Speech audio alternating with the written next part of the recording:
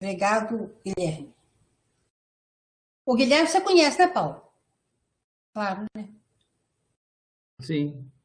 Eu convidei o Tiago, eu queria ver a carinha dele, mas ele falou que ia ver se ia dar tempo dele vir. Porque o Tiago é a pessoa que eu mais acesso na rede Ruth. Porque eu pergunto tudo para ele. Tudo, tudo, tudo que eu tenho dúvida. E ele me atende com a maior boa vontade, uma graça de pessoa.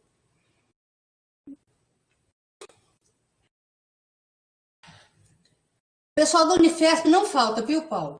As meninas sempre estão aqui.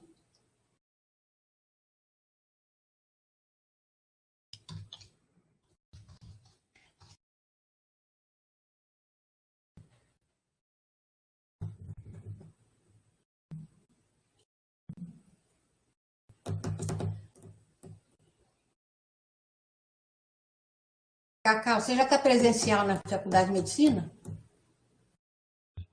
Sim, essa semana eu estou só remota, mas Ah. eu tenho ido ajudar a dar aula no laboratório de simulação para os alunos do internato de pediatria. E tenho feito visita nos campos de estágio da urgência, né, que é 12º período, que é o PA do HC, e agora nós vamos começar com o Hospital Nossa Senhora de Lourdes, que é em Onde é? Nova Lima, um hospital bem... Nossa Senhora de Luz, a Nova Lima. Parece que houve uma mudança lá de gestão e nos últimos anos o hospital está muito bom. Eu fiquei impressionada, sabe, com o hospital. E os alunos vão começar a fazer estágio lá agora, porque a gente está com muita dificuldade, né, de campo de estágio para o FMG, porque as universidades particulares ocupam, Pagam, né? Pois é, mas elas pagam para as unidades privadas, né? Pagam. O poder do dinheiro, né? Pois é. Aí a gente fica fazendo contrapartida, dando aula, né? Faz algumas contrapartidas, é o que a gente tem para negociar. Sim, e a expertise da federal, né? Exatamente. Para mim é o que mais importante, né? O conhecimento, a experiência, a tradição, eu acho que isso aí não tem preço, né? A melhor contrapartida que pode ter, né? Exatamente. Então, vamos iniciar, Paulo? Vamos. Então, eu vou fazer vou seguir a minha rotina de início. Bom, então, primeiro a gente agradece a presença do Paulo e de todos que estão aqui. Nem todos, só fica as telas abertas de quem, vocês já viram, né? Vocês já sabem, de quem participa. Depois a gente deixa o Paulo sozinho, sem microfone, o nosso microfone fechado. O Dr. Paulo Lopes, nós tivemos o privilégio de convidá-lo para apresentar essa última encontro, essa última webconferência do ano de 2020, só do ano de 2020. Depois de 2021 muita coisa vai mudar, mas a videoconferência do grupo de simulação em saúde vai continuar. E é um prazer para nós, é um privilégio, como eu falei, ter o Paulo, que é um representante da Rede Universitária de Telemedicina, do RNP, que tem um currículo invejável, que eu vou fazer um resumo, porque é um currículo muito bacana e ele é uma pessoa que está muito ligada à tecnologia de informação, muito ligada às questões relacionadas à pesquisa em tecnologias avançadas, informática. Então, vai ser muito bom, porque a gente vai ver um outro olhar. Eu passei o olho na aula dele, muitas coisas eu não entendi, sabe, Paulo? Já vou falando, mas eu vou perguntar depois. É muito complexo e é um movimento que não tem volta. A telemedicina, a telesaúde, utilizar essas ferramentas para atividades educacionais, como a simulação, né? Vai ser muito importante. Agora, por exemplo, as simulações que não podem ser feitas presencialmente podem ser feitas à distância. Esse formato favoreceu, né, a telemedicina, a telesaúde, os encontros virtuais, os laboratórios virtuais. Isso vai ser muito importante daqui para frente. E a telemedicina e a telesaúde não tem retorno, né? A gente sabe que elas fazem parte, elas todas convergem para aproximar a gente de uma nova perspectiva de ensinar, principalmente os professores. Eu não sou professora, eu fui professora, dou aula ainda, mas muito raramente, mas não tem jeito de negar, né? Então, o Paulo, ele é um conselheiro suplente do Comitê Gestor da Internet, quer dizer, né? Uma coisa super importante do Brasil, é especialista na Rede Nacional de Pesquisa, na Rede Universitária de Telemedicina, secretário-geral da Associação Brasileira de Telemedicina e Telesaúde. E é doutor em ciências pelo programa de pós-graduação da Unifesp, mestre em ciências em reatores nucleares, é engenheiro eletrônico e tem uma profunda experiência profissional e acadêmica em tecnologia de informação e comunicação em saúde, que é o tema que ele vai abordar aqui para a gente. É um tema complexo, mas ele tem todo o domínio, tem muito tempo, né, Paulo? 20 anos que você trabalha com isso, é professor na Unifesp, é professor de tecnologia de informação e coordena essas redes de colaboração da RUT, as plataformas de ensino e pesquisa, quer dizer, ele está por trás de tudo que está acontecendo aqui agora, né? Por causa dele e dos colaboradores, doutor Ari Messina, que é uma gracinha de pessoa, e dos colaboradores dele, o motivo pelo qual a gente está aqui, utilizando uma ferramenta super bacana, com muita qualidade, e podendo conversar e aprender à distância, né? Eu acho isso, assim, eu acho que a gente tem que sempre bater palmas de pé 10 vezes, pedir bis 40, para a utilização dessa tecnologia, que eu acho que o Brasil vai avançar muito com isso, com a educação. E se ela for acessível, ainda mais acessível à população em geral, não só a gente que somos privilegiados, vai ser uma coisa muito boa para o Brasil, né? Então, com vocês, o Paulo, que vai falar sobre esse tema, 3 em 1, perspectiva da saúde digital. Então, Paulo, você está com a palavra e você tem 40 minutos para falar a sua aula e 20 minutos a gente vai fazer perguntas. E a gente vou desligar meu microfone, fique à vontade, muito bem-vindo, muito bacana tê-lo aqui. Olha, muito obrigado, Monalisa. Obrigado pela apresentação aí. Obrigado pelo convite. Vocês são sempre parceiras quando a gente também tem alguma questão relacionada à simulação na área de saúde, né? Às vezes não chega alguma demanda de tecnologia, vocês são sempre proativas aí em responder e nos orientar também. Então, hoje eu vou tentar fazer o inverso, para falar um pouquinho do que está acontecendo no cenário da saúde digital.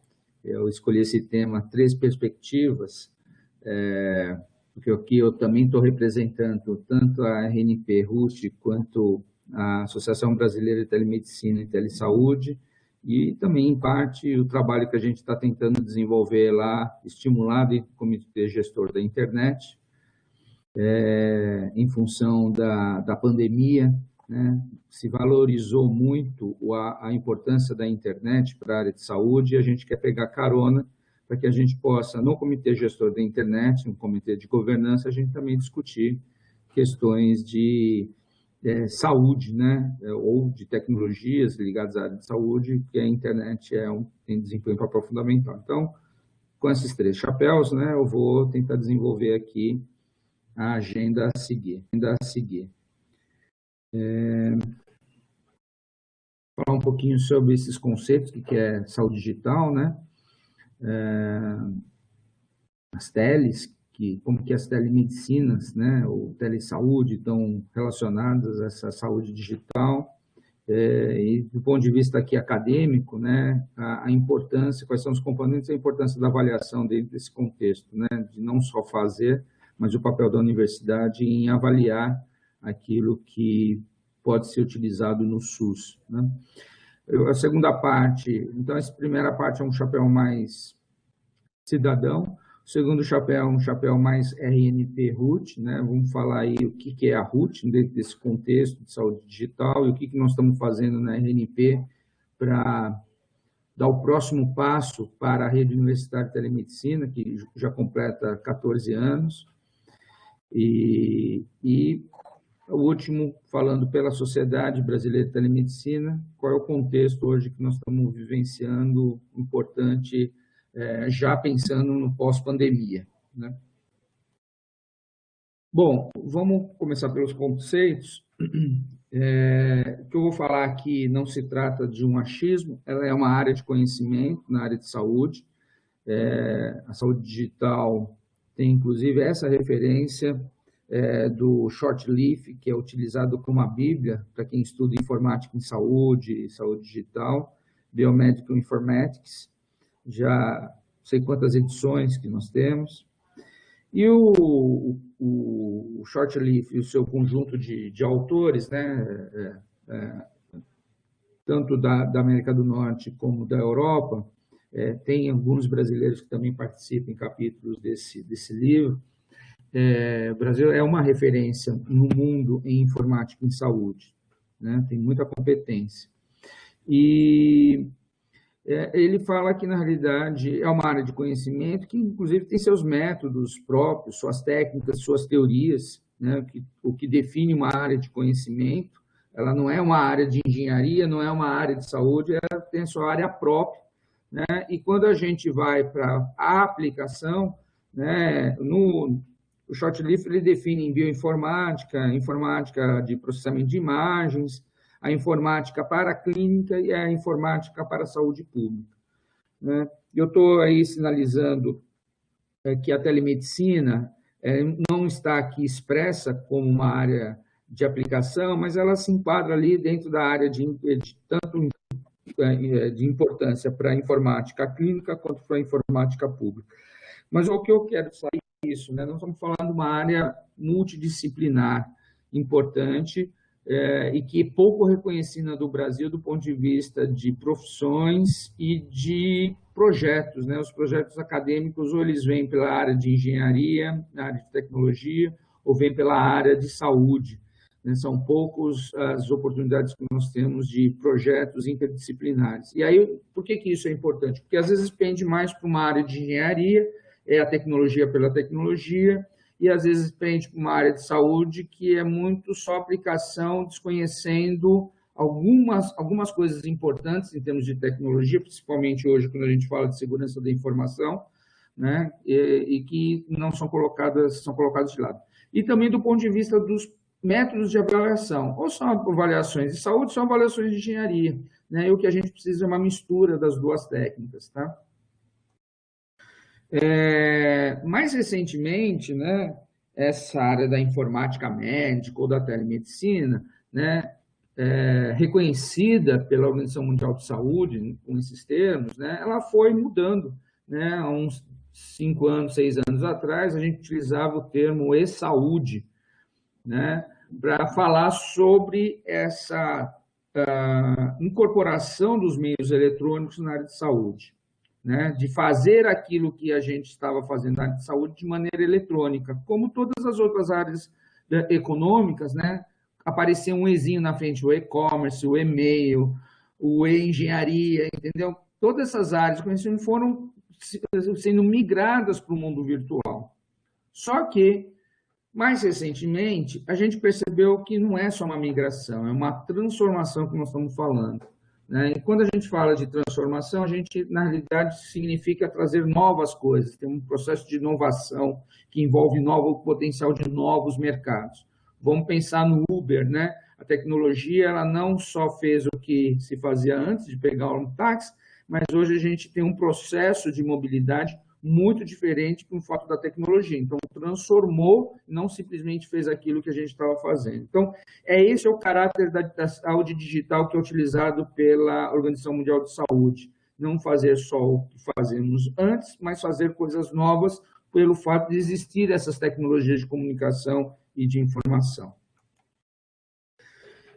O professor Daniel Sigulin, que foi meu orientador, meu chefe, meu amigo, professor aposentado, professor titular de informática em saúde, ele criou o primeiro departamento de informática em saúde na América Latina, né, seguindo os exemplos que acontecia na América do Norte e na Europa. Ele, 10 anos atrás, ele na sua tese de livre docência, né, acho que até tem mais tempo isso daqui, 10 anos é pouco, ele fala da prática médica digital, né, e que eu estou emprestando o termo e extrapolando para a prática digital da saúde. Tem até uma inversão aí, né? Não é a saúde que é digital, é a prática dela que se torna digital. E o que o Daniel falava e fala sobre, acho que ainda continua sendo muito oportuno, né? Não é só uma questão de tecnologia, é uma questão de técnicas, práticas, atitudes e modos de pensar que se desenvolvem em função dos valores desse crescimento do espaço digital. Então, não é simplesmente uma inserção de tecnologia, mas a gente aprende a pensar e fazer coisas de maneira diferente em função da tecnologia.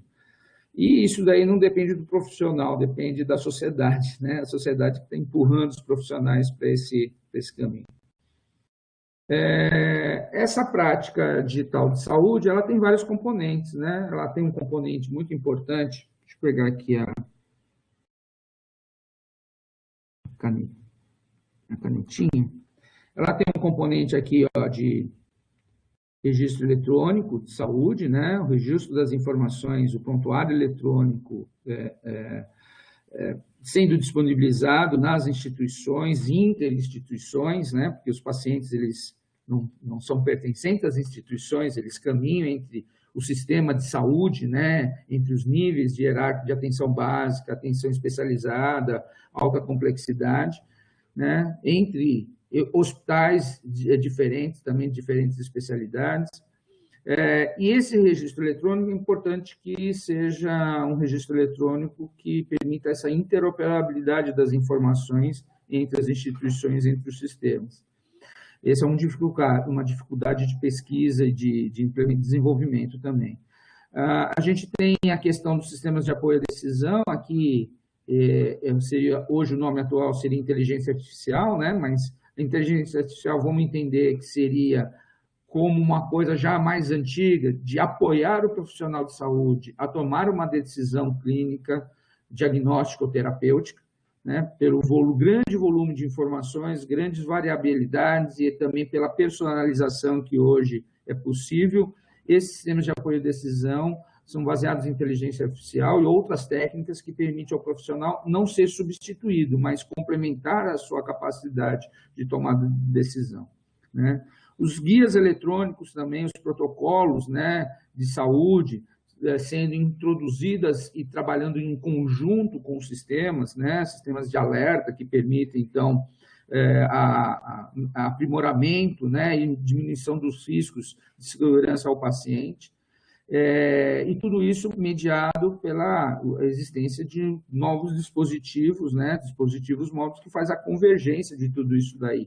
Né? A gente fala em nuvem também, né? Os sistemas estão em nuvem. Então, isso daí é um mundo da tecnologia para a informação, né? A informação por si não prescinde de tecnologia, gente, né? Mas ela é muito apoiada pela tecnologia. Então, não existe também tecnologia da informação se não houver quem estude dados, informação e conhecimento, né? Como organizar, como recuperar, como trabalhar essas questões.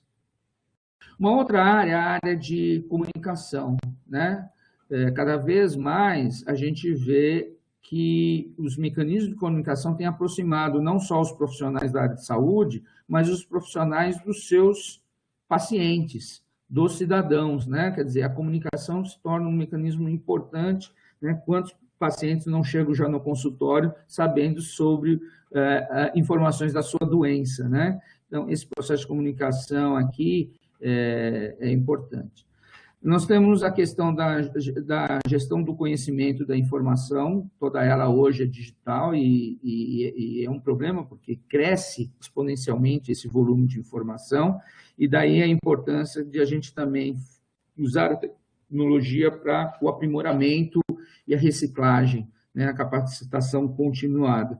Então, esses são elementos tecnológicos que compõem atividades de informação, comunicação, educação e acesso à informação atualizada. E essa prática de saúde digital também é contaminada por outras tecnologias, né, que prescindem, por sua vez, não existiriam se não houvesse a tecnologia da informação. E elas mesmas também mudam, né, a prática digital da saúde na medida que a gente tem novos medicamentos, novas tecnologias que têm tecnologia da informação por trás e que podem ser utilizadas nessa prática digital da área de saúde. E, por último, a telesaúde, né? como um campo de assistência que vai além dos muros de cada uma das instituições. Então, esta atividade é uma atividade que está impulsionando todas as outras áreas, né? A informação, a comunicação, a educação, a atualização profissional e outras tecnologias que têm surgido exatamente também para apoiar a telesaúde, né? Então, isso compõe um conjunto de cenários aí que pressionam e transformam a saúde. A gente tem esse autor aqui, o Martin Dess, que fala que haveriam 3 eras da telemedicina, né? A era da descoberta, que é aquela que quando nós começamos na rede universitária de telemedicina, quando começaram os SIGs, né, que a gente estava descobrindo essas tecnologias. Nós já estávamos passando por uma era de aceitação, uma certa maturidade, né? Hoje a gente pode dizer que 14 anos atrás, quem é que tinha videoconferência nesse país? Ninguém. A área de saúde foi uma das áreas que começou a utilizar isso sistematicamente. E a gente está atingindo um patamar, né, de maturidade na utilização. E a gente estava começando a ir para uma era de desdobramento, quer dizer, como que a gente usa tudo isso no dia a dia? E aí nós fomos atravessados pela pandemia. Então, a pandemia acelerou esse processo de descoberta e de aceitação, logicamente, porque ainda falo da descoberta, porque tem outras áreas dentro da própria área de saúde digital que ainda estavam em desenvolvimento, mas elas passaram com a pandemia a serem utilizadas como um desdobramento para a utilização em escala para a população em função do isolamento e necessidade de dar continuidade aos processos assistenciais. E aí, falando especificamente da telemedicina, né, dentro daquele conjunto lá, não vou falar de prontuário, não vou falar de educação continuada, mas a gente vê que na telemedicina tem um papel importante ainda que desempenha a própria educação, né, usar esses meios aqui de videoconferência para discutir casos, não deixa de ser uma atividade de educação continuada, né? Também a gente poderia fazer educação para pacientes, Grandhouse, painel de especialistas, pesquisa clínica, técnicas, desenvolvimento de técnicas avançadas, em cirurgia, pelo menos, tá? E também a assistência clínica, né? Com as vou colocar asterístico aí para representar todas as possibilidades de nomes que a gente pode dar depois do prefixo tele na área de saúde, tá? Mas, em particular, né, os serviços consultivos de segunda opinião, a teleconsulta e a teleconsultoria, fazendo a diferença que aqui no Brasil, teleconsulta e teleconsultoria ganharam conotações distintas, porque teleconsulta é quando nós temos a relação entre o profissional de saúde e o paciente, e a teleconsultoria é quando esse trabalho de assistência clínica ou de segunda opinião, ela é desenvolvida entre 2 profissionais, né? Então, a teleconsultoria tem esse viés aí. Mas a gente também tem telediagnóstico, telemonitoramento, que são práticas bastante importantes ainda no nosso meio. Eu não vou falar aqui das diversas modalidades, porque não caberia, né? Que é a tentativa de dar uma visão panorâmica, mas dá para perceber que nem todas as áreas de telemedicina estão desenvolvidas, né? Tem áreas mais sofisticadas, áreas menos sofisticadas, por exemplo, teleradiologia e telepatologia são as áreas da área de saúde, onde a telemedicina tem sido aplicada já há muitos anos com efetividade, com economia de custo, né?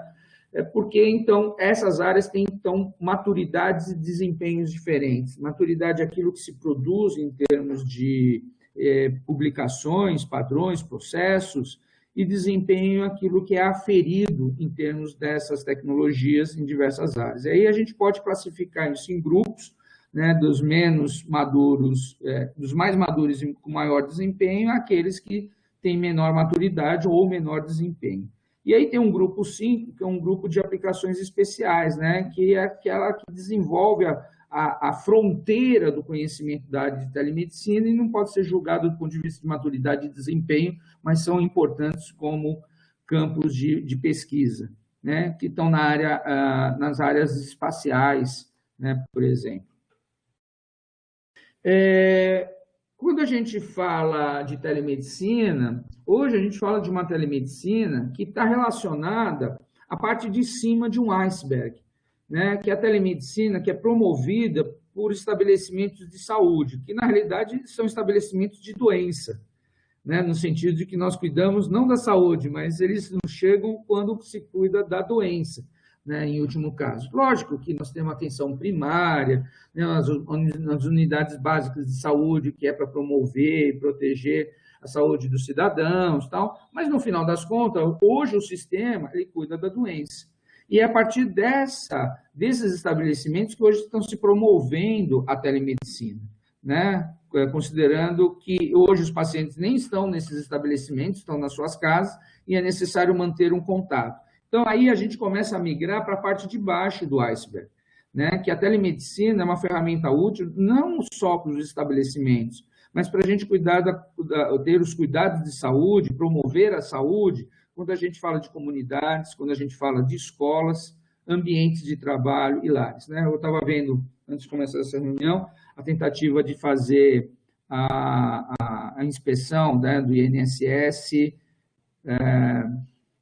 esqueci o nome disso daí, por telemedicina, né, daqueles estabelecimentos que têm convênio com o INSS, e eles podem desenvolver essas atividades nos ambientes de trabalho. Mas nós estamos falando de muito mais do que isso. É monitorar, é dar um diagnóstico, fazer coisas que a gente não fazia antes por falta da tecnologia, né? E aí, quando a gente fala nisso, a gente está vendo a parte de baixo do iceberg, né? Se o problema em cima já era difícil, quando a gente passa para essa outra escala, o problema se torna infinitamente mais complexo, né? É um problema de big data que nós estamos falando, né? No processamento, no armazenamento, nos aspectos éticos e legais disso daí, para poder fazer esse trabalho. Imagine fazer coleta de dados de pacientes, adolescentes e crianças, né? Os aspectos éticos envolvidos.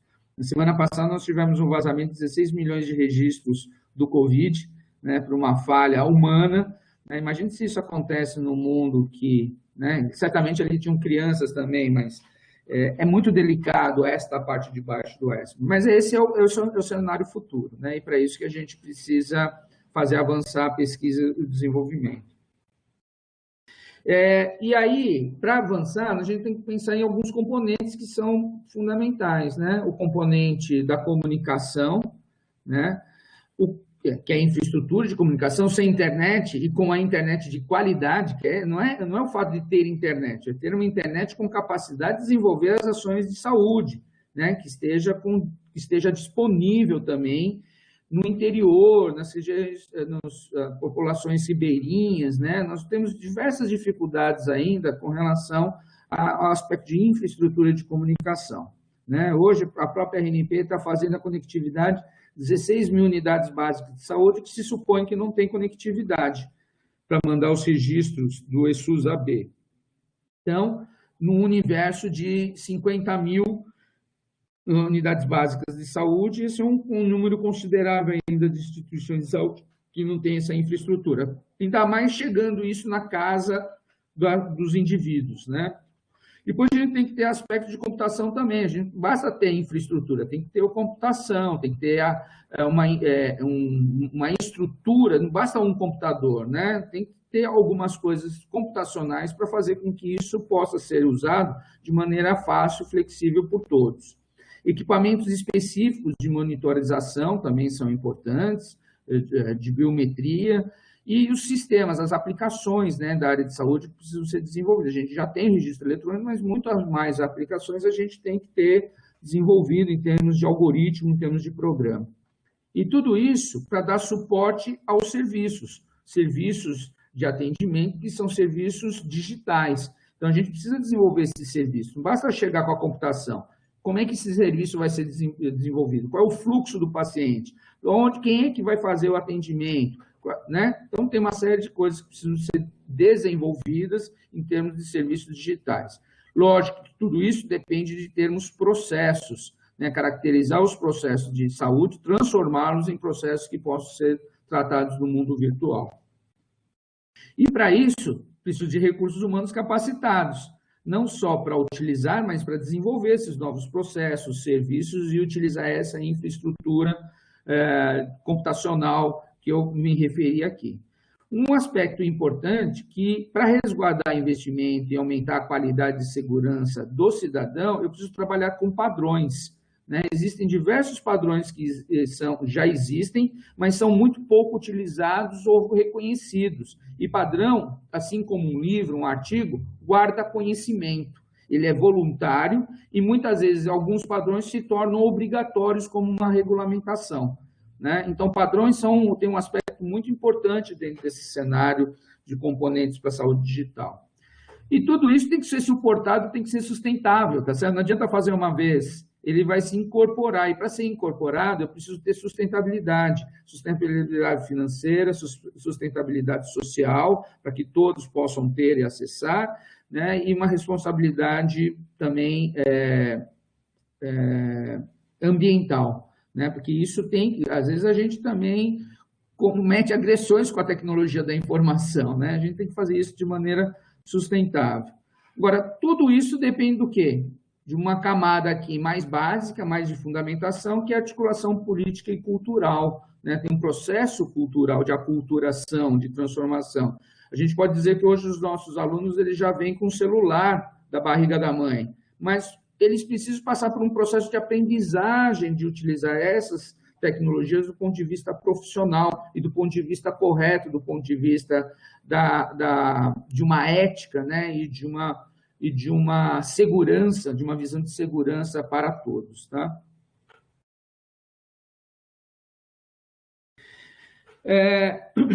Só esclarecendo, né, que a Declaração de Tel Aviv, lá de 99, da Organização Mundial de Medicina, da Assembleia, que se realizou em Tel Aviv, destacou que há 4 modalidades de atendimento em telemedicina, né, do médico especialista diretamente ao paciente numa situação médica, ou fazendo o diagnóstico à distância, através de uma monitorização de um equipamento aprovado pela Anvisa, aqui no caso do Brasil, com a presença ou não do médico, né? Por exemplo, um eletrocardiograma pode ser feito à distância, com a presença ou não do médico, né? E monitorado por esse médico especialista, ou a interconsulta, a segunda opinião entre profissionais, com a presença ou não do paciente.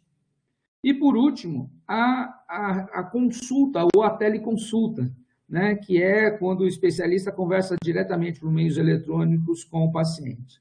O que a nossa resolução atual de 2002 ela permite são esses 3 casos aqui para cima, né? É isso aqui. O que ela não permite é a teleconsulta. E a resolução de 2019, que foi aprovada e depois foi revogada um mês depois, ela falava sobre esses aspectos aqui da teleconsulta. E esse ainda é aquilo que dá mais pano para a manga e que foi autorizado agora de maneira emergencial na pandemia. É esta modalidade, mas que depois de cessado a pandemia, né, tudo volta à resolução de 2002 se a gente não tiver uma nova manifestação. E aí, do ponto de vista daquele extrato, né, que eu falei aqui anteriormente, né, o extrato da articulação política, um fato importante para isso foi que essa semana passada, nós tivemos o lançamento da Frente Parlamentar Mista de Telesaúde, que pretende, no Congresso Nacional, discutir aspectos da legislação de telemedicina. Mas eu espero que não fique limitado a isso, que ela possa também discutir um marco legal, né, de investimento para que a gente incorpore isso dentro do Sistema Único de Saúde, né? O problema da teleconsulta é que ela envolve alguns combinados, como a gente fala com as crianças, né? Vamos fazer um combinado? E a gente precisa fazer esses combinados na área de saúde também, né? Ter concordância em que momento a teleconsulta deve ser utilizada. Não é assim a qualquer hora, né? Tem que ter um processo, um protocolo para que isso possa ser utilizado. Tem que ter um processo, uma concordância sobre o processo, né? Como é que isso é inserido dentro dos processos assistenciais? Tanto na ponta quanto na referência, né? Que recursos eu tenho que ter para poder fazer isso acontecer? Porque senão eu tiro a fila presencial e passo a ter uma fila virtual. Eu tenho que ter também uma concordância sobre as responsabilidades. De quem é a responsabilidade sobre aquele atendimento, né? Que está dividido, está distribuído. E também passo a ter que tem uma concordância sobre a documentação, que agora não é uma documentação apenas institucional, apesar de ser do paciente, todos nós sabemos que cada um dos hospitais, dos estabelecimentos, tem a responsabilidade sobre a guarda da informação do atendimento, e ela passa a ser agora distribuída, né? Então, a gente precisa desenvolver esses mecanismos. Mas, de tudo isso, o problema principal na teleconsulta são os gargalos.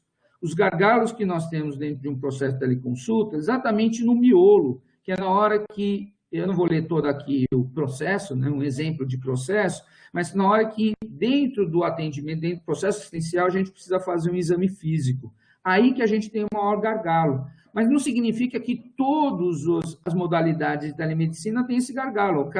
Alguém que passa por uma telepsiquiatria não tem que fazer um exame físico, certo? Lógico, vê outras coisas, identifica outros elementos importantes dentro da propedêutica, mas aquelas modalidades que têm a necessidade de fazer um exame físico é aquela onde tem maior restrição, mas não significa que, então, por conta desta modalidade, todas as outras tenham que ficar prejudicadas, né? Eu acho que a gente, por aí, vê que cada especialidade tem que regular, tem que dizer como que deve ser feito esse processo para minimizar os riscos com o paciente. Um ponto importante também aqui é a questão da avaliação, né? Quer dizer, não basta fazer, a gente precisa avaliar aquilo que nós estamos fazendo, principalmente quando a gente passa de uma escala de pesquisa para uma escala de incorporação dentro do Sistema Único de Saúde. Todas as tecnologias de saúde, eles passam um processo de avaliação para a incorporação do Sistema Único de Saúde, ou pelo menos assim deveria ser. A gente está percebendo isso mais agora claramente, a população, digo, né, com o processo de vacina, né, que existe um processo de avaliação antes da incorporação da vacina no Sistema Único de Saúde. E por que a telemedicina ficaria fora? Não, a tecnologia da telemedicina precisa ser avaliada do ponto de vista de três grandes grupos. A segurança, né, aqui segurança no sentido mais amplo, né, do ponto de vista da praticidade, porque nem tudo que é seguro é prático de ser utilizado num estabelecimento de saúde ou dentro de um processo assistencial. E uma vez que é seguro e prático, eu preciso também avaliar o quanto que aquilo é útil, né, do ponto de vista da satisfação de quem participa e também do ponto de vista da economia que aquilo pode representar, né, e também de transformar, eu colocaria aqui, né, o que está sendo transformado, o que poderia estar sendo feito em função de existir essa tecnologia. Nem sempre uma nova tecnologia é transformadora, viu, gente? Eu já vi artigos mostrando exatamente o insucesso de se utilizar uma tecnologia dentro do processo assistencial. Mas, de qualquer forma, é importante a avaliação para se corrigir e se repensar essas tecnologias dentro do processo. Bom, o que nós da Rede Universitária de Telemedicina estamos fazendo em relação ao cenário atual, né? Então, só retomando que telemedicina não é um processo de inovação tecnológica por si, né? Ela só ataca velhos problemas, mas o que é importante dentro da telemedicina é esse trabalho colaborativo mediado por tecnologia. E quando a gente fala de trabalho colaborativo mediado por tecnologia, nós teremos três componentes que são fundamentais. Nós temos um canal de comunicação, ou uma cyberinfraestrutura de comunicação, o computador, rede, né, softwares que permitam essa comunicação. Eu tenho que ter as pessoas que querem desenvolver um processo cooperativo, onde cada um vê diferentes partes do problema e juntos consolidamos um conhecimento que é maior que a soma das partes. Agora, tudo isso só acontece se eu tiver uma coordenação, certo? Mesmo síncrono ou assíncrono, eu tenho que ter essa coordenação de juntar as pessoas. Eu tenho um problema, quem são as pessoas que são responsáveis por aquele problema? É o que acontece no SIGS, né? O SIGS é um conjunto de especialistas que resolvem um problema, por exemplo, de simulação. Então, quando eu tenho um problema que eu preciso discutir isso, eu discuto com vocês. Vocês são o corpo de conhecimento que eu tenho. Então, esta coordenação de como organizamos, né, a Rede Universitária de Telemedicina, na coordenação, exatamente para promover esses três elementos aqui. Fazer com que vocês possam comunicar, para fazer trocas, mas de maneira coordenada, tá? E a RUT, ela se insere dentro de outros projetos nacionais já antigos e que a gente está, quer dizer, talvez a RUT é a única que esteja ali se mantendo, porque o próprio Telesaúde, Brasil Redes, do Ministério da Saúde, projeto mais assistencial, ele continua, ou a gente não sabe bem como é que vai se dar nesse próximo parte do período, pelo menos nos 2 primeiros anos ele teve quase natimorto, né? Tem a UnaSUS, que também é uma universidade corporativa do SUS, que não deixa de ser uma rede colaborativa também, e a própria RUT, trabalhando nas questões mais de pesquisa e educação colaborativa através dos seus SIGs, né? E com a rede colaborativa RUT, a gente viu ao longo desses 14 anos apenas só crescimento, né? Aqui os pontinhos significam as unidades que participam da RUT e o que liga, os vértices que ligam essas unidades são os números de SIGs, e não só os números, mas a participação das instituições de SIGs. Então, ao longo do tempo, a gente está vendo aqui que aumentou o número de unidades participantes e aumentou a coesão entre elas pelo fato de muitas pessoas participarem de muitos SIGs dentro da rede universitária de telemedicina, né? Então, é isso que nós nos propusemos a fazer, criar uma rede de colaboração. E, graças a essa rede de colaboração, a gente teve a oportunidade, logo no começo da pandemia, aliás, uma semana antes da pandemia, a gente já estava fazendo atividades dentro da rede universitária para discutir como os nossos hospitais estavam preparados para trabalhar dentro de um cenário de Covid. E logo depois foi anunciado, e quando foi anunciado, a gente já estava preparado para ter um SIG Covid BR para discutir as questões de conhecimento, né, que ainda eram muito frágeis na época. Hoje a gente tem mais conhecimento, mas ela acabou se tornando um SIG importante e mobilizador, né, e que a gente conseguiu exatamente porque a gente tem essa capacidade mobilizadora dentro da rede universitária de telemedicina. E segunda-feira nós completamos a 60ª reunião. Então, você vê que é um SIG que teve fôlego, né, e foi muito importante nesse cenário acadêmico. E com isso, né, com essa construção de redes colaborativas, a RNP ela propõe a auxiliar também no objetivo do desenvolvimento sustentável, principalmente o objetivo 3, que é o da saúde, de uma saúde universal, uma saúde para todos, e com isso vem promovendo outras redes colaborativas, ampliando essa rede colaborativa para os países de língua portuguesa e, recentemente, nós temos aí 2 meses, de uma nova iniciativa de expandir a RUT para a América Latina, junto com outras redes acadêmicas à semelhança da RNP, tá, que existem em outros países da América Latina, capitaneado pela a Rede Clara, que é uma organização que reúne todas essas redes nacionais de pesquisa e educação. E o que vem pela frente? Qual é a tendência pós-Covid, né? É uma reforma no sistema, um crescimento exponencial de tecnologias, com ampliação das teleconsultas, né? Uma discussão sobre a questão de custos, né? E descentralização dos recursos.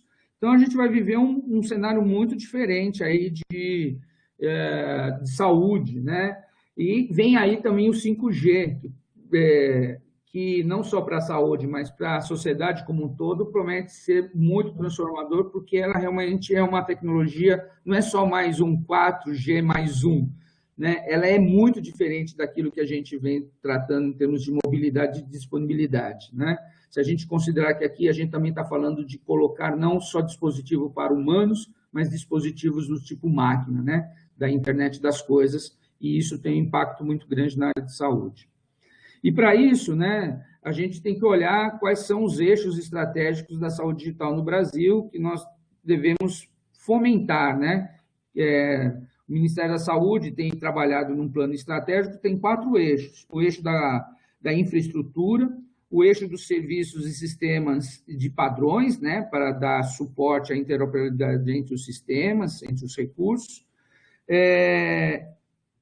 recursos humanos, então a gente tem que fazer a formação de um ponto crítico de tudo isso, que é a formação de recursos humanos, não só para desenvolver, mas utilizar adequadamente essa infraestrutura, e a governança de informações, né? Então, quer dizer, não basta fazer, a gente precisa fazer isso de uma maneira coordenada, com governança, com investimentos, ao longo de diversos anos, que é um processo longo. Então, essa é a estratégia brasileira que se materializa na forma de... não está aqui nesse slide, mas se materializa na forma de uma estrutura que está sendo liderada hoje pelo DataSUS e, por conta da pandemia, o próprio DataSUS teve que acelerar esse processo de avanço da Estratégia Nacional de Saúde. Aqui, só para falar um pouquinho, que esse é um campo complexo, saúde é um campo complexo, nós da RNP temos relacionamento com diversos atores, aqui eu tentei representar diversos ministérios que tratam da questão de saúde, diversas agências nacionais e internacionais, a sobreposição de ministérios, de conselhos, de projetos, de secretarias dentro do ministério, que tratam da questão de uma saúde digital. Então, é um cenário bastante complexo que a Medicina a gente trata do ponto de vista das relações, né? E até para a RNP mostrar que saúde não está no Ministério da Saúde, mas ela está distribuída em diversos atores, e com isso nós sentimos necessidade de avançar na discussão do futuro da telemedicina, e nós criamos dentro desse cenário, dentro da RNP, o Comitê Técnico de Prospecção de Saúde Digital, que envolve algumas sociedades importantes no setor, a SBIS, a BTMS, a Sociedade Brasileira de Computação, que tem um grupo lá que trabalha a computação aplicada à saúde, a Sociedade Brasileira de Engenharia Biomédica, a Associação Brasileira dos CIOs na área de saúde e a própria Brasco, que tem um grupo que trabalha com tecnologia da informação. E juntando, né, diversos departamentos, diversas diretorias da própria RNP, grupos de trabalho da área de saúde da RNP, organizações de estabelecimentos de saúde que fazem parte da RUT, tá? Algumas desses estabelecimentos, como a EBSER, por exemplo, tá? E os grupos especiais de interesse, aqueles mais ligados à área de transformação digital. Né? Então, com isso, a gente criou esse ano um comitê, nós já estamos começando, desenvolvendo atividades, nós já temos 3 esquadrões de atividade, porque nós pensamos nesse grupo em desenvolver a aceleração da capacidade de recursos humanos para uma prática de saúde digital. Um outro esquadrão discute a prospecção de novos componentes da ciberinfraestrutura para prestar serviços, novos serviços, além do serviço de videoconferência que a gente já usa na RUT, para a prestação de serviços para ensino e pesquisa em saúde digital. E um terceiro componente, que é a definição do corpo de conhecimento, que é saúde digital, trabalhando na questão de quais são as pesquisas que devem ser desenvolvidas nos próximos anos, não só pela RNP, mas pelo CNPq, pelo Ministério de Ciência e Tecnologia. Né? Então, a gente juntou essas pessoas para pensar hoje, né, esse ano, nessas 3 questões. Né? Eu já estou terminando aqui. Bom, vou passar aqui. Essas são algumas questões que têm sido levantadas lá no grupo. Não, falta de tempo, eu vou passar. E aí, para a gente poder finalizar, o que está acontecendo hoje na sociedade, né, com essa pandemia? Né? Então, nós temos aí um aumento muito grande de números de atendimento à telemedicina, não só pelo tradicional setor público, que já fazia isso tradicionalmente. A gente tem pesquisas da TIC Saúde que o setor público na área de videoconferência estava muito mais avançado antes da telemedicina, antes da pandemia, do que o setor privado, e agora parece que o setor privado atinou para a importância da telemedicina e tem desenvolvido várias atividades aí, né, com crescimento do número de teleconsultas que são realizadas em função da legislação.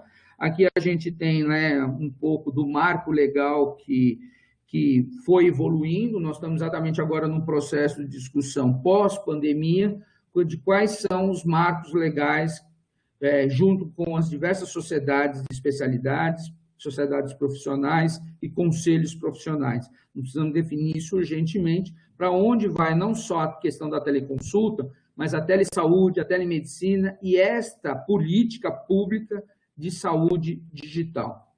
Né? Para isso, nós temos a Associação Brasileira de Telemedicina e Telesaúde, que eu convido a todos para conhecer e, eventualmente, se associar. É uma sociedade acadêmica, ela representa os interesses. Lógico, tem empresas associadas, pessoas jurídicas também, mas ela está se posicionando como uma sociedade acadêmica, multiprofissional, né? Já tivemos aqui várias sessões discutindo a questão da telemedicina na odontologia, na fisioterapia, na medicina. Talvez você esteja acompanhando. Por favor, acesse o site da ABTMS para mais informações. Próximo seminário deve acontecer a partir do mês de fevereiro do ano que vem. E a gente está querendo, com isso, promover um diálogo entre as partes, que é muito importante para que a gente tenha um avanço como política dentro do SUS, tá? E é isso. Fico agora à disposição para a gente fazer um debate. Eu não falei propositalmente de 3D, realidade virtual, porque eu espero que esse seja o ponto do debate aqui, associado ao tema da palestra, tá? Mas, novamente, muito obrigado.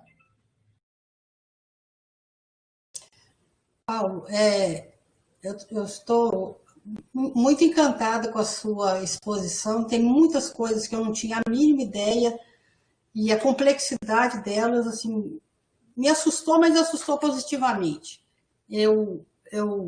Por uma questão de ignorância, eu não sabia de tantas coisas aqui, e como essas coisas estão estranhadas, e como é difícil para um país como o nosso agregar tudo isso e transformar, como você falou, né? A questão é transformar isso numa prática e numa melhora da sociedade e daquilo que ela precisa.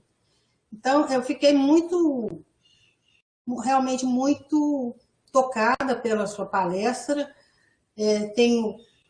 Nunca tinha ouvido coisas que você falou, e eu agradeço muito e te dou os parabéns, porque você tem o domínio, né? Você está aí na luta, você conhece isso mais do que muito, você conhece muito disso. E é difícil até pensar, né? Até na cabeça da gente, a gente fazer todas essas conexões, né? É difícil, para mim, particularmente, é difícil, porque não é a minha área de atuação, eu sou uma enfermeira assistencial, mas que tive umas aproximações com a telemedicina por causa de vocês, e por causa da professora Maria do Carmo.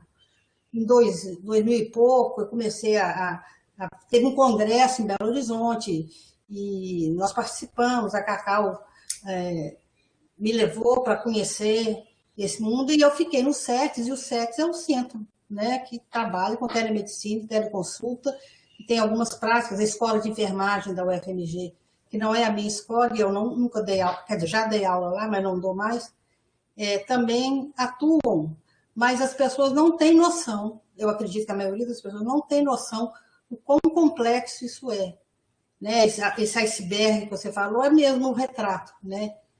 Por lá embaixo que está aquela base, aquela grande base lá, ela que é o motivo pelo qual tudo se organiza, ou deveria ser o motivo pelo qual tudo se organiza. Então, eu te dou meus parabéns, assim, fico realmente encantada com isso. Fico triste porque a gente teve uma adesão baixa hoje, mas para quem está aproveitando, porque simulação não pode ficar assim, aquela coisinha, aquela bolinha, né? Nós somos da simulação, nós tratamos desse tema, então fica a bolha da simulação. Todas as pessoas especialistas, experts, bacanas da simulação, conversam sobre simulação. Mas tudo isso tem a ver com práticas educativas, e a simulação é uma delas. Então, eu acho que esse entendimento aí, porque a gente tem que começar a sair da caixa, né? Começar a ter uma visão mais ampla, porque isso eu tenho construído assim na minha cabeça, que as coisas não podem ser essas pequenas bolhas que te dão a impressão que você está dominando. Você não está dominando nada. Você não está dominando nada, porque as coisas são muito mais amplas. Então, foi muito útil para mim conhecer todos esses componentes, toda a prática digital de saúde, as redes que eu já conheci, porque eu leio muito, eu acompanho muita página da Ruth, tem muita coisa boa lá. Eu comecei a ver toda a questão relacionada à Covid, quando vocês começaram as webconferências de Covid, no início da pandemia, bem no início, as reuniões que prepararam a gente, e a disponibilização desse formato, o M-Comfort, para a gente estar aqui conversando. Então, as pessoas que trabalham com simulação, que estudam simulação nos laboratórios de simulação, com manequins 3G maravilhosas e tudo, isso é muito importante, mas isso é apenas um ponto, num universo muito mais complexo. Então, eu fiquei muito... Se você me permite, Manalisa, bom, obrigado aí pelas considerações aí. A perplexidade faz parte, né? Por outro lado, se não fosse a RUT e o Telesaúde Brasil Redes, nós poderíamos estar num cenário muito pior, muito pelo contrário, o Brasil não está no cenário pior, existem países com maior dificuldade, sem muita tradição. Lógico, falta realmente o Brasil muito grande, muito recurso, precisa, na continuidade, mudanças de governo sempre atrapalham muito, né? Mas a gente tem coisas boas, né? Eu falei, Brasil é referência em informática em saúde, Brasil tem componentes que muitos países não têm, nós temos um Cadastro Nacional de Estabelecimento de Saúde, isso para nós é fundamental, entendeu? É um componente fundamental dessa estratégia nacional de saúde. Então, não é um cenário ruim, mas é um cenário preocupante, porque, como você falou, é importante dar um salto, né, para que a gente possa não só fazer o que a gente fazia antes, mas a gente fazer coisas diferentes. E aí, nesse ponto, para o SIG de simulação, eu tenho uma expectativa, que vocês possam trabalhar com temas, porque a gente tem visto isso, a gente tem sido, nesse ano, pelo menos nós tivemos umas 3 demandas de empresas que queriam trabalhar com a questão da simulação virtual, realidade virtual. E isso, é uma pressão tecnológica muito grande.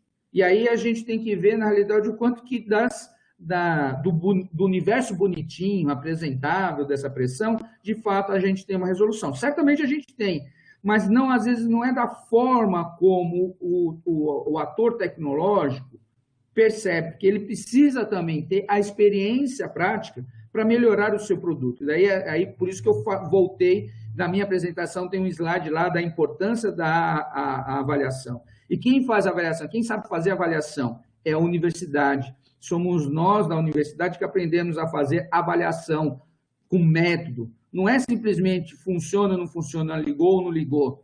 É outras coisas, né? Principalmente quando a gente tem que fazer avaliação, não pela tecnologia, mas qual é o impacto que a simulação utilizada pelo aluno, pelo um profissional, terá sobre a eficiência e segurança no paciente. É muito complexo fazer isso? Certamente é muito complexo, mas a gente tem coisas antes que a gente faz e precisa fazer para que isso possa segurar. Então, eu tenho uma expectativa muito grande que eu estimule vocês a trabalharem com mais temas ligados à questão digital no campo da simulação, né? Realidade virtual, jogos virtuais, que é o serious game, né, que o pessoal fala, e essa questão dessa realidade virtual ou imersiva, né, que também tem essa coisa, né, realidade aumentada, né, argumentativa.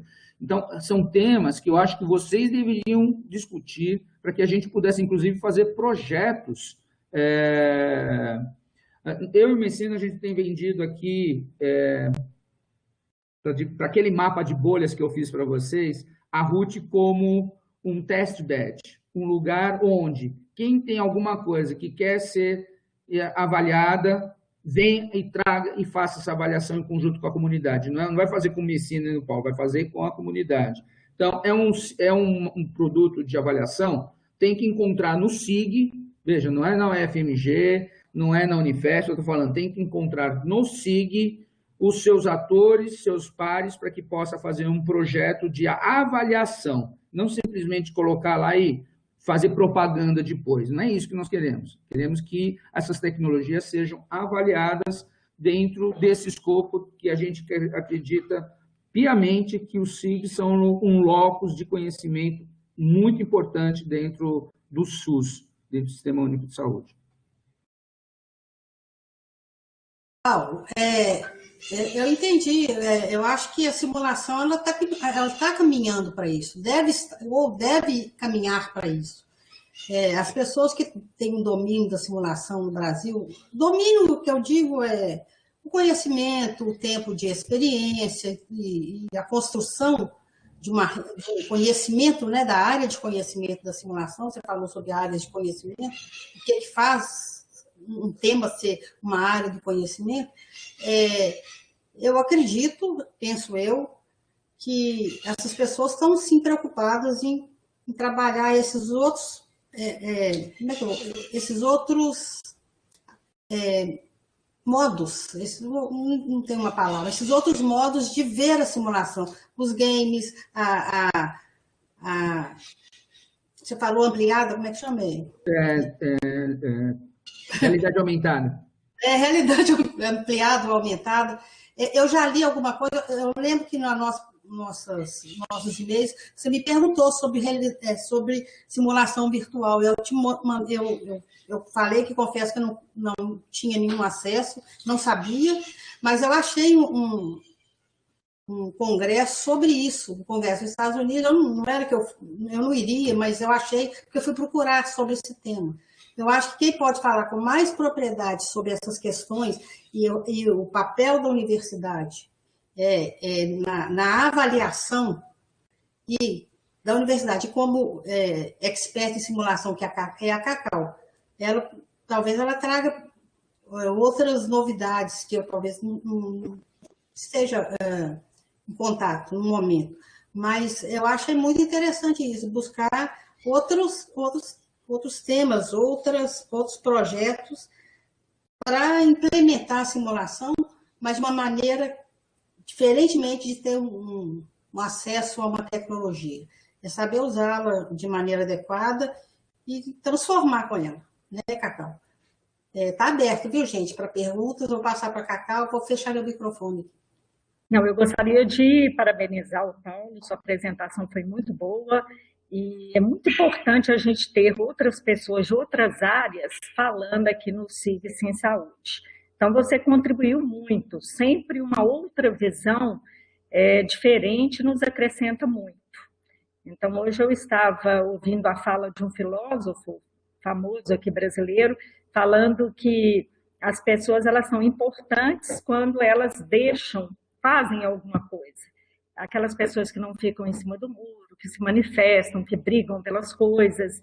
E a gente está aqui, a gente sabe que a gente defende as tecnologias de informação e comunicação, e a simulação é uma tecnologia de ensino. Eu gostaria de falar que eu estou orientando 2 alunas na pós-graduação. Uma fez um trabalho muito bacana em simulação, é mestrado, e a outra nós estamos começando um projeto de simulação virtual.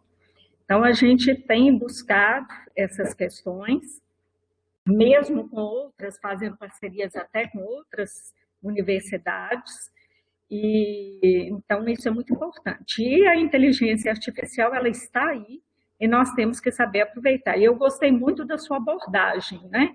Falando que a inteligência artificial não veio para substituir, mas veio para agregar.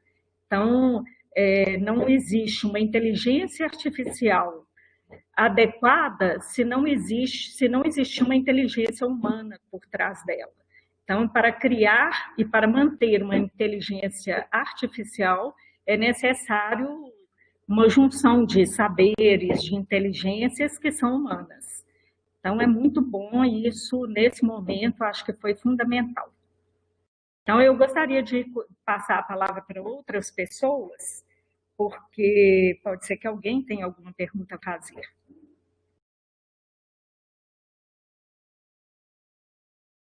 Paulo, está me ouvindo? Meu microfone acho que está ruim. Sim, estou ouvindo. Parabéns também, né? Você abriu a minha mente, eu tinha pouca visão sobre... Tentando só arrumar aqui, é tecnologia me falhando aqui.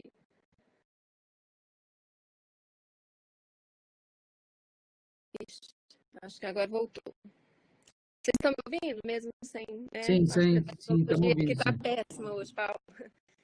E você o tempo todo você toca, né? Como a Cacau acabou de falar, a máquina é o homem, né?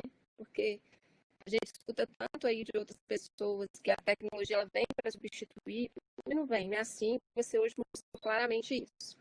Eu tenho fake news, isso é fake news, viu? Não tem nada. Mas é que a gente escuta, né? Não, assim, lógico, eu não vou dizer que não vai substituir, lógico, alguns processos vai substituir, vai fazer outras coisas, vai te liberar para fazer outras, entendeu? Agora, se você também não se capacitar para fazer outras coisas, você vai ser substituído e vai ficar sem fazer nada. Então, é um compromisso que a gente tem. Por isso que a gente dá muita importância para essa questão da qualificação profissional para o uso dessas tecnologias. É para isso, né? Com a pandemia, nós tivemos aí que cada um de nós se aprimorar um pouco na tecnologia, né? Porque eu tive que aprender a mexer com N plataformas, com várias postagens e tudo, e para mim foi muito importante, assim, eu tive um crescimento importante que o meu filho de 12 anos já tinha falou, mãe, eu estou muito orgulhosa, você tem canal no YouTube hoje, porque assim, eu tive que mexer com tanta coisa, e meu filho mesmo, a maioria ali ele já dominava muito, né, eu nem tinha essa certeza disso. Aí eu queria perguntar para você, que você fala um pouquinho de teleconsultoria. E a teleconsultoria, eu estou falando mesmo por ignorância, igual a Marisa também. É com o paciente presente? É isso que você chegou a falar? A teleconsultoria acontece entre profissionais da área de saúde. O paciente pode estar presente ou não naquele momento que eles estão interagindo, né? Eu posso pegar uma segunda opinião. Quantos já não fizeram são médicos, não fizeram teleconsultoria, que ligaram para o colega e falaram assim, escuta, tira uma dúvida para mim de um caso, eu não sei se o paciente está ali ou não, provavelmente não, né? Provavelmente você fez isso daí no segundo momento, né? Por isso que eu estou perguntando. Às vezes, numa conversa com, às vezes, um residente, alguma coisa, mas eu não vejo muito paciente presente, por isso que eu estou te perguntando. Não, mas veja, depende tudo de como você definiu o processo. Eu fiz várias vezes lá no Unifesp, 10 anos atrás, nós tínhamos um ambulatório alfa, e o preceptor ficava numa salinha e o aluno ficava na outra sala atendendo o paciente. E a gente testou várias coisas. Os dois se viam, depois o residente, ou uma outra modalidade, o residente fazia a primeira a entrevista, depois ligava, repetia com o preceptor, ou o preceptor só ficava vendo o que estava acontecendo, né? Tem vários modelos aí que podem ser testados, cada um com sua vantagem, desvantagem e eficiência dentro do processo. Agora, um processo tradicional que acontece, sim, é você fazer um agendamento para um especialista, informar para o paciente, você vai conversar com um especialista num outro hospital, né? E ele aceitando, os três conversam, né? E aí tem todo um processo, aquele processo que eu mostrei ali, muito nisso, né? Entendi. Então, os três reunidos ali. É o protocolo, tem que definir um protocolo assistencial. Só que agora, em vez de ser só você e o paciente, envolve uma terceira pessoa. Ou múltiplas, né? Às vezes pode ser um painel de especialistas também. Por que não? Entendi. Ô, Paulo, eu queria perguntar para você, você falasse um pouco sobre telemonitorização, telemonitoramento, né? Telemonitoramento. Que você citou no seu slide, você escreveu no seu slide. Como é que isso funciona no Brasil? Funciona bem ou não? Porque em outros países parece que funciona bem. No Canadá, eu acredito. Eu li pouco sobre isso. Você poderia falar para mim um pouco?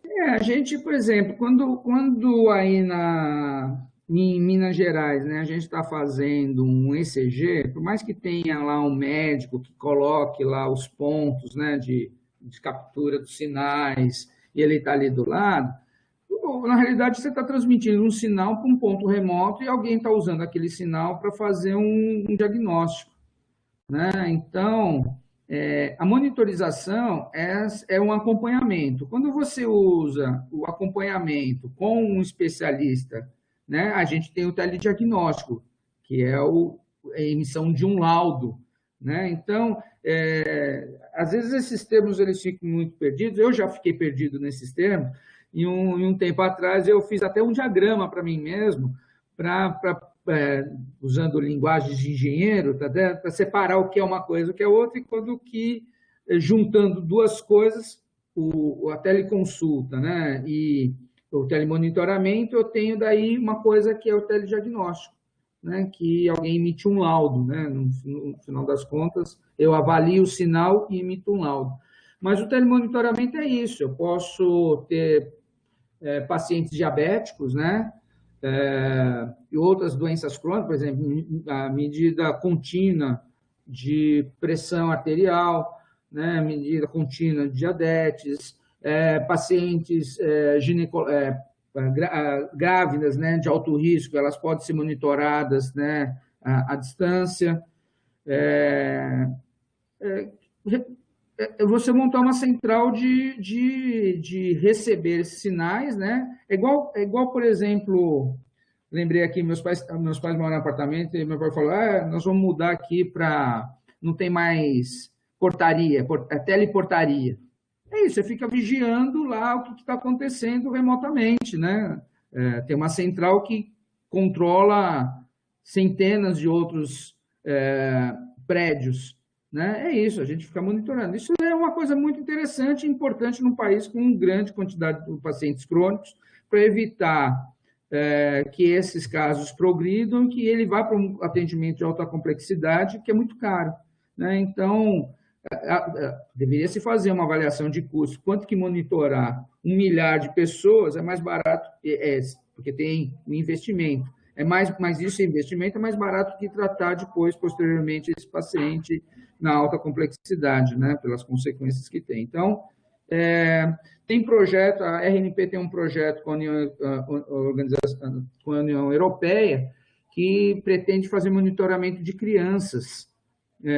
Eu acho que é hábitos alimentares, nutrição, diabetes, tal, nas próprias escolas. É um tipo de monitoramento. Agora, você percebe, assim, isso é um projeto de pesquisa. Isso levado às consequências de implantação no sistema, não só no sistema de saúde, mas no sistema escolar, isso requer uma infraestrutura que é aquela parte de baixo do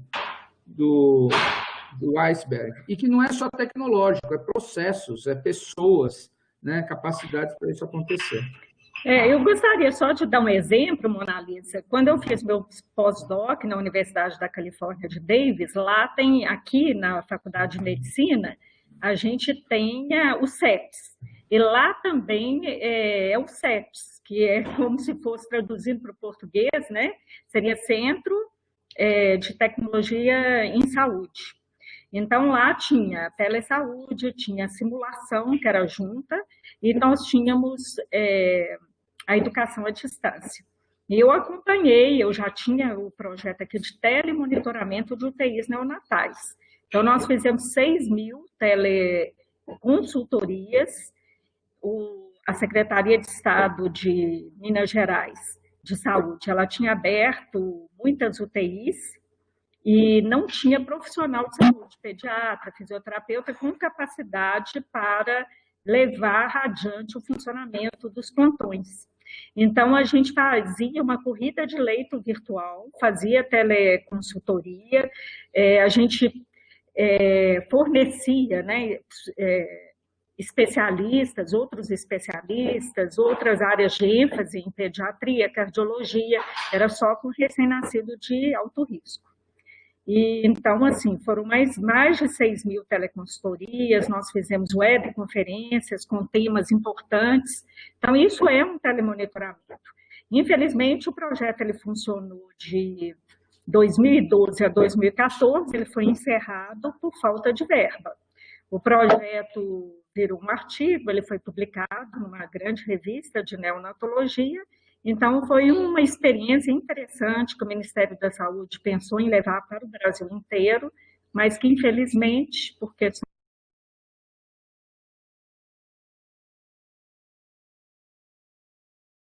Acho que cortou. Eu também tive a oportunidade de conhecer esse centro de tecnologia lá na Califórnia, em UC Davis. E a Califórnia é uma coisa, é o estado mais rico da federação lá nos Estados Unidos, mas tem problemas muito parecidos com o Brasil, né? Até porque você tem a área urbana e a área rural ali também, uma miscigenação, né?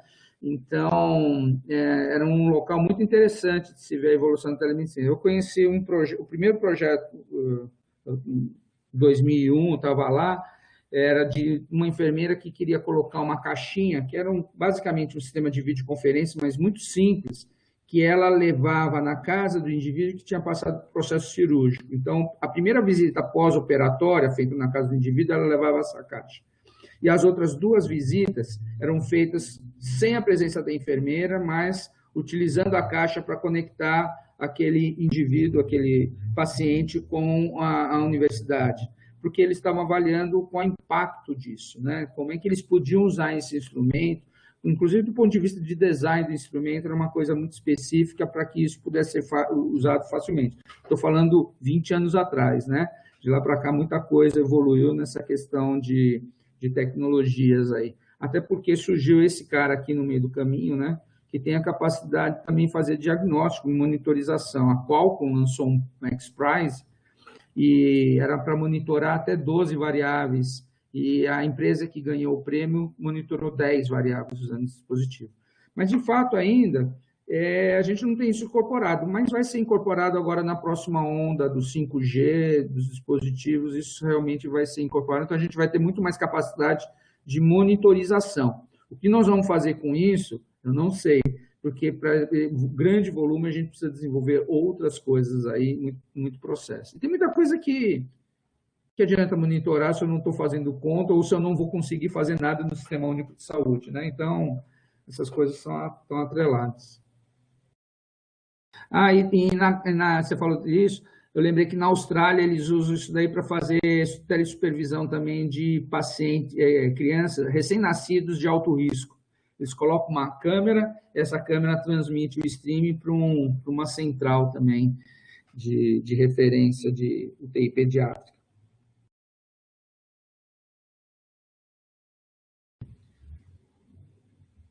A Cacau deu uma saída aqui, acho que ela desconectou. Eu vou estar aberto, gente, as pessoas presentes, Camila, Emílio, Karina. Se vocês quiserem, a Cacau voltou. Se vocês quiserem voltar, fazer alguma colocação, Cacau, Flavinha. Minha internet falhou. Então, acho que eu falei, cortou parte da minha fala, mas acho que todo mundo entendeu, né? Eu tenho também outro exemplo lá da Universidade da Califórnia em Davis, que eu também tive a oportunidade de fazer o curso lá, que eles dão de treinamento para o pessoal, né? Eu também fiz. É muito legal, era muito legal. É isso, gente. Se tiver mais perguntas... Nós vamos agradecer mais uma vez o Paulo pela presença dele, por fechar esse ano com chave de ouro. Foi um fechamento muito bacana. E eu quero dizer, assim, da minha parte, eu acho que é um tema muito... Para você que é engenheiro, é muito simples, mas para quem não é simples assim. Não é simples para mim também não, viu? Não é sim. Eu escrevi, eu li seus slides, eu escrevi algumas perguntas, mas dá um embolamento na mente da gente.